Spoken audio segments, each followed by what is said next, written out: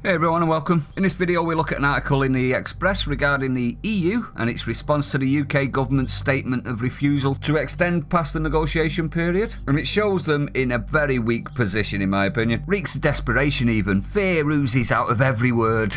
And I do believe that we have rotten politics, and I'm not using that as an exaggeration. It's titled, Brussels Unravels on Fisheries. MEPs threaten to punish UK if Boris refuses to back down.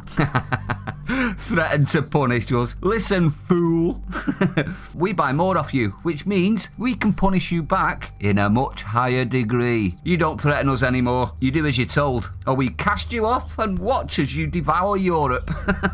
Brussels has escalated its Brexit deal threats with MEPs from one of the biggest blocs in the European Parliament threatening to impose sanctions on the British if they breach their demands on fisheries. Demands?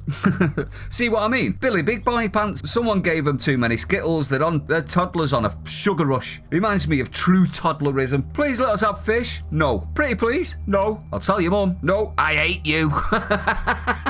Is that not what that is? The UK faces sanctions from the European Parliament if Britain dares to exclude European fishing vessels from its waters. In a shock threat from MEPs, the threat comes from the European People's Party, one of the biggest blocs in the European Parliament. This comes despite formal confirmation from the UK that the transition period won't be extended. EPP, so the European People's Party, comrades, being babies again. Oh, well, there's a surprise. If you don't know who EPP are, it's a group of hard left nations joined up to push what? Can you tell by the name? People's European Party? Feck off. We're the European People's Party.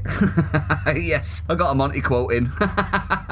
In a video message, Christoph Hansen, a Luxembourg MEP, said there will not be a trade agreement without a fisheries agreement. Well, there won't be a trade agreement then. He listed red lines for the EEP, including level playing field for European companies and a role for the European Court of Justice in any disputes between two sides after Brexit. Level playing field. Not a chance. We voted to leave, didn't we, everyone? This guy's a cockwomble. You do not have a hope, and threat shows you really don't understand the British. We do not bow to tyrants anymore. Mr. Hassan said, we will not do a deal at any cost. That has to be clear. We have many European regions which depend 100% on UK waters. So for them, of course it would be dramatic, and that's why we say there will not be a trade agreement if we don't have a fisheries agreement. And there's the rub, you see, guys. 100% dependent. Did you hear that? On UK waters. That's exactly what I've been saying. They are doomed without us. 100% dependent on our fish. 100% dependent on our money for budget.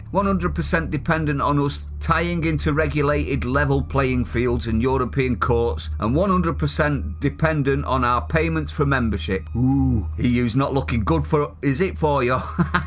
Karma really is a bitch, eh? Here is a counter threat. Leave the EU or you get nothing, Luxembourg. No rules, no fish, no euros. Comprende? He continued, so this has to go hand in hand. We don't have separate sectorial agreements. We want an overarching, coherent and comprehensive agreement that includes trades in goods and fisheries products as well as fishing rights. That's a shame, isn't it? So if there's a breach, for example, in fisheries, that we can have trade sanctions in other sectors, we need to have this correct balance. If you sanction or tariff us, we will tariff you massively back. You really think that you're going to be able to play the economics game with Britain? You're going to be shown lacking. The MEP went on to set a strict deadline for the talks to end. Did you really? Stating that late autumn, which has been proposed by EU leaders, would be too late for the European Parliament. He said, we cannot wait until late autumn. It is now the time to act. Oh, you're not liking the uncertainty, Mr. Luxembourger. Maybe you should have thought of that when you were giving us uncertainty for 3.5 years. With the on-off.